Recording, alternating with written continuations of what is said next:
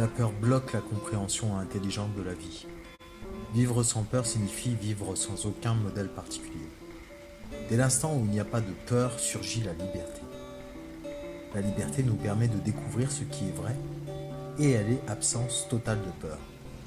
C'est une liberté inhérente à l'esprit, si intense, active, vigoureuse qu'elle rejette toute forme de sujétion, d'esclavage, de conformisme, d'acceptation. Il s'agit d'être libre non pas à l'égard de la société, mais à l'égard de ta propre pensée. Alors la relation, la société ne conditionne plus ton esprit.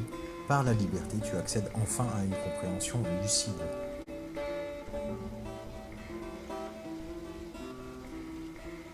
Quand ton esprit cesse d'avoir peur, qu'il ne résiste pas, ne critique et ne blâme plus ce qui est, mais qu'il se contente d'être conscient avec passivité, il s'aperçoit alors que dans cette passivité même vient une transformation.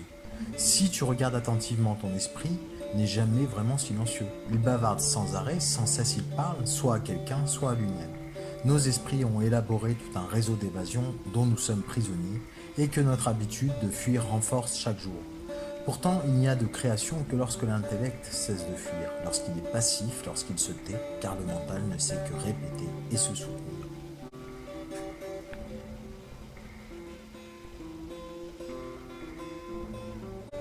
Au cours du processus de compréhension de toi-même, non dans l'isolement, mais en situation de relation, tu constateras une transformation profonde et durable qui marque la fin de l'utilisation de l'autre pour ta propre gratification psychologique. Toute relation est un miroir, où l'ego et ses activités peuvent nous apparaître. La sagesse s'obtient en observant et comprenant les incidents quotidiens au travers de celle-ci. Dès lors que tu critiques, tu n'es plus en relation. Tu as déjà instauré une barrière entre les autres et toi-même. Si tu ne fais qu'observer, alors tu es en relation directe avec les gens ou les choses. L'intelligence n'est donc pas l'aptitude au maniement habile d'arguments, mais le fait d'observer sans évaluer. Ceci est la plus haute forme d'intelligence humaine. Dans une société établie sur l'esprit de compétition, il ne peut y avoir de fraternité.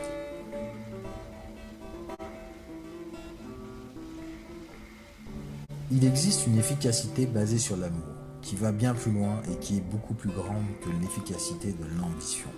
Dans l'amour véritable, il n'y a pas de place pour les divisions du temps, de la pensée et de toutes les complexités de la vie, ni pour toutes les misères, les confusions, l'incertitude, les jalousies et les angoisses humaines.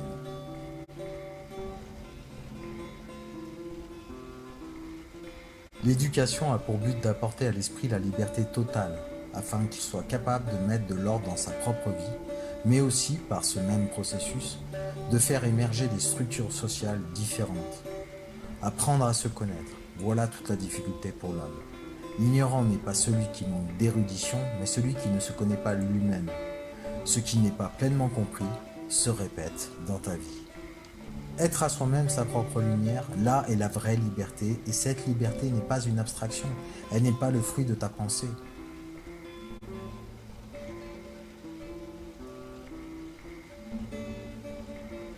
L'ordre ne consiste pas à suivre un chemin tout tracé.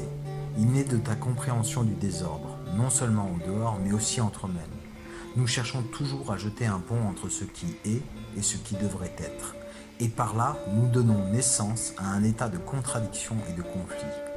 Alors range le livre, la description, la tradition, l'autorité et prends la route pour te découvrir toi-même. Être libre de toute autorité, de la tienne et de celle d'un autre, c'est mourir au passé.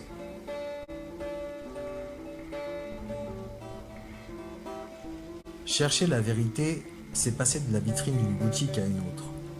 La vérité est un pays sans chemin, sans vitrine, et qui suit quelqu'un cesse de suivre la vérité. Elle n'est pas en quelque lieu lointain, elle est dans l'acte de regarder ce qui est, se voir soi-même tel que l'on est, dans cette lucidité. Ceci est le commencement et la fin de toute recherche. La mort n'est pas une chose horrible, une chose à éviter, à différer, mais plutôt une compagne de chaque jour. De cette perception naît alors un sens extraordinaire de l'immensité. Celui qui prétend servir Dieu en étant cruel et en tuant des êtres sans défense est possédé par sa pensée et certainement pas par Dieu. Ce que vous êtes dans la vie quotidienne est de la plus haute importance, car c'est à partir de cela, de ce que vous êtes, que vous créez le monde. La responsabilité de chacun et d'opérer un changement radical en soi.